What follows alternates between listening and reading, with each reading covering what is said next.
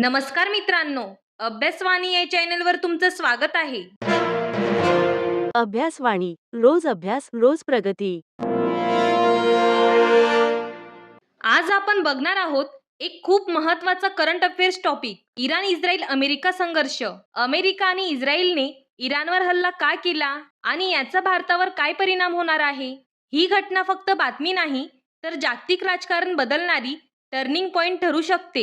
हा टॉपिक तुम्हाला परीक्षेसाठी तसेच जनरल नॉलेजसाठी खूप उपयोगी पडणार आहे. चला तर मग सर्वात आधी आपण समजून घेऊया, अमेरिका आणि इस्रायलने इराणवर हल्ला का केला?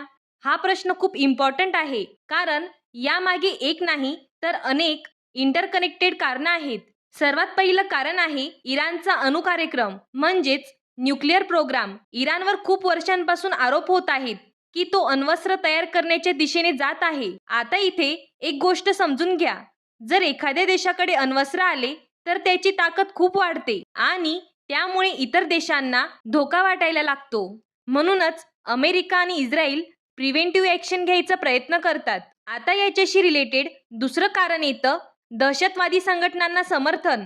इराणवर आरोप आहे की तो हेजबोल्ला आणि हमास सारख्या संघटनांना मदत करतो. आता विचार करा, जर एखादा देश आपल्या शत्रूच्या विरोधात काम करणाऱ्या गटांना सपोर्ट करत असेल तर कॉन्फ्लिक्ट होणारच. म्हणजेच अणुकार्यक्रम आणि दहशतवादी समर्थन हे दोन्ही मिळून टेन्शन अजून वाढवत आहेत. आता तिसरं महत्त्वाचं कारण म्हणजे इराण आणि इस्रायल मधला जुना संघर्ष. हा कॉन्फ्लिक्ट आजचा नाहीये, पण वर्षानुवर्षे दोन्ही देश एकमेकांचे विरोधक आहेत.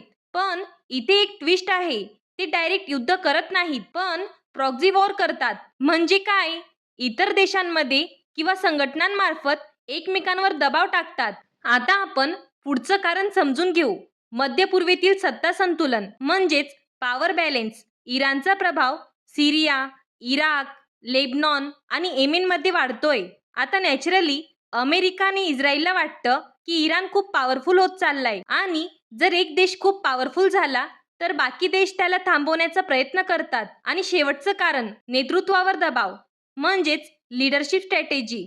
कधी कधी हल्ल्यांचा उद्देश फक्त युद्ध नसतो, तर समोरच्या देशाचं नेतृत्व कमकुवत करणं असतो, म्हणजेच पॉलिटिकल प्रेशर क्रिएट करणं. तर बघा मित्रांनो, आपण पाहिलं की हल्ल्याची कारणं ही फक्त एकच नसून अणुकार्यक्रम, दहशतवादी समर्थन, जुना संघर्ष आणि सत्ता संतुलन या सगळ्या गोष्टी एकमेकांशी जोडलेल्या आहेत. आता पुढचा महत्त्वाचा प्रश्न येतो, या घटनेचे परिणाम काय होणार? समजून घ्या, ही फक्त 2 ते 3 देशांमधील घटना नाहीये. याचा परिणाम संपूर्ण जगावर होऊ शकतो. सर्वात पहिला परिणाम राजकीय अस्थिरता म्हणजेच पॉलिटिकल इन्स्टॅबिलिटी. मध्य पूर्व हा देश आधीच खूप सेन्सिटिव्ह आहे आणि आता अशा हल्ल्यांमुळे तिथे टेन्शन अजून वाढणार आहे. थोडं विचार करा, जर एका भागात सतत संघर्ष होत असेल तर तिथली सरकार, इकॉनॉमी आणि सोसायटी सगळं अनस्टेबल होतं. म्हणजेच ही घटना संपूर्ण रिजनला अस्थिर करू शकते. दुसरा मोठा परिणाम थेट युद्धाचा धोका. समजून घ्या, आतापर्यंत हा संघर्ष डायरेक्ट नाहीये, पण जर परिस्थिती नियंत्रणाबाहेर गेली तर इराण आणि इस्रायलमध्ये थेट युद्ध होऊ शकतं. थोडं इमॅजिन करा, 2 पॉवरफुल देश समोरासमोर आले आणि त्यामागे अमेरिकासारखा देश असेल तर ही सिच्युएशन खूप मोठ्या युद्धात बदलू शकते. तिसरा महत्त्वाचा परिणाम तेलाच्या किमती वाढणे म्हणजेच ऑइल प्राइसेस इम्पॅक्ट. हा पॉइंट एक्झाम आणि प्रॅक्टिकल लाईफ दोन्हींसाठी इम्पॉर्टंट आहे. समजून घ्या, मिडल ईस्ट हा जगाचा सर्वात मोठा ऑइल सप्लायर आहे. आता जर तिथे कॉन्फ्लिक्ट झाला तर ऑइल सप्लाय कमी होऊ शकते. आपण एक उदाहरण पाहूया. जर सप्लाय कमी झाली तर डिमांड जास्त राहते आणि नॅचरली प्राइस वाढते. म्हणजेच भारतात पेट्रोल डिझेल महाग होणार. थोडं विचार करा, मिडल ईस्ट मधूनच बरेच इम्पॉर्टंट शिपिंग रूट्स जातात. उदाहरणार्थ होर्मुझ स्ट्रेट. जर कॉन्फ्लिक्ट वाढला तर शिप्सचा मूव्हमेंट डिस्टर्ब होऊ शकतो. यामुळे इंटरनॅशनल ट्रेड स्लो होऊ शकतो आणि अनेक देशांच्या इकॉनॉमीवर परिणाम होऊ शकतो. समजून घ्या, भारत थेट या युद्धात नाहीये, पण इनडायरेक्ट परिणाम खूप मोठ्या प्रमाणात होऊ शकतात. सर्वात पहिला परिणाम ऊर्जा सुरक्षा. भारत हा मोठ्या प्रमाणात तेल इम्पोर्ट करणारा देश आहे आणि मिडल ईस्ट हा त्याचा मुख्य सोर्स आहे. आता थोडं विचार करा, जर त्या रिजनमध्ये कॉन्फ्लिक्ट वाढला तर ऑइल सप्लाय डिस्टर्ब होऊ शकतो. आपण एक एक्झाम्पल बघूया. जर सप्लाय कमी झाली तर पेट्रोल डिझेलचे दर वाढतात आणि त्याचा परिणाम आपल्यावर डायरेक्ट होतो. म्हणजेच आपल्या रोजच्या जीवनावर याचा परिणाम होणार आहे. दुसरा महत्त्वाचा पॉइंट, चाबहार बंदर. हा पॉइंट एक्झामसाठी खूप इम्पॉर्टंट आहे. समजून घ्या. चाबहार बंदर हा भारतासाठी एक स्ट्रॅटेजिक प्रोजेक्ट आहे जो इराणमध्ये आहे. याच्या मदतीने भारत अफगाणिस्तान आणि मध्य आशियाशी ट्रेड कनेक्ट करतो. थोडं विचार करा, जर इराणमध्ये इन्स्टॅबिलिटी वाढली तर या प्रोजेक्टवर परिणाम होऊ शकतो. म्हणजेच भारताचा कनेक्टिव्हिटी प्लॅन स्लो होऊ शकतो. तिसरा परिणाम, इन्स्टक म्हणजे India Iran Russia trade corridor. हा एक महत्त्वाचा मार्ग आहे ज्यामुळे भारताचा युरोप आणि सेंट्रल आशियासोबत ट्रेड वाढतो. आता जर कॉन्फ्लिक्ट वाढला तर हा रूट सेफ राहणार नाही. उदाहरणार्थ, जर ट्रान्सपोर्ट डिस्टर्ब झाला तर गुड्स टाइमवर पोहोचणार नाहीत.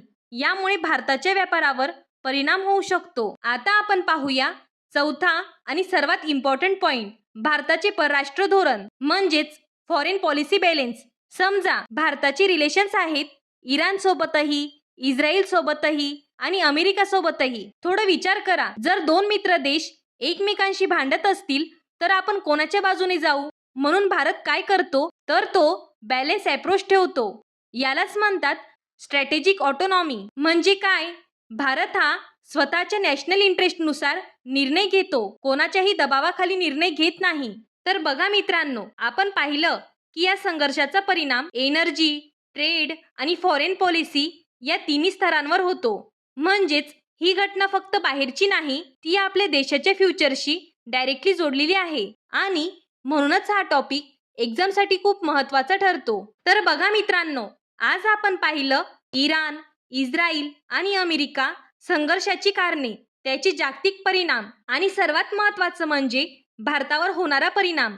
समजून घ्या, ही फक्त एक करंट अफेअर्स न्यूज नाही, तर ही अशी घटना आहे जी जागतिक राजकारण, अर्थव्यवस्था आणि आपल्या फ्युचरवर थेट परिणाम करू शकते. म्हणजेच अशा टॉपिक्सकडे आपण फक्त न्यूज म्हणून नाही तर कन्सेप्ट आणि एक्झाम पर्स्पेक्टिव्हने बघितलं पाहिजे. थोडं विचार करा, आज जी मिडल ईस्टमध्ये चालू आहे त्याचा परिणाम उद्या आपल्या देशावर होणार आहे. म्हणूनच अशा प्रत्येक टॉपिकची क्लॅरिटी असणं खूप गरजेचं आहे. करंट अफेअर्स समजून घेतले तरच आपण एक्झाममध्ये अहेड राहू शकतो आणि रिअल वर्ल्डमध्येही इन्फॉर्म डिसिजन्स घेऊ शकतो. जर तुम्हाला अशाच सोप्या भाषेत एक्झाम ओरिएंटेड आणि कन्सेप्ट क्लिअर करणारे व्हिडिओज पाहिजे असतील तर चॅनलला सबस्क्राईब करा आणि व्हिडिओ आवडला असेल तर लाईक आणि शेअर नक्की करा. अभ्यासवाणी म्हणजे कन्सेप्ट बेस्ड लर्निंग. थँक्यू. अभ्यासवाणी, रोज अभ्यास रोज प्रगती.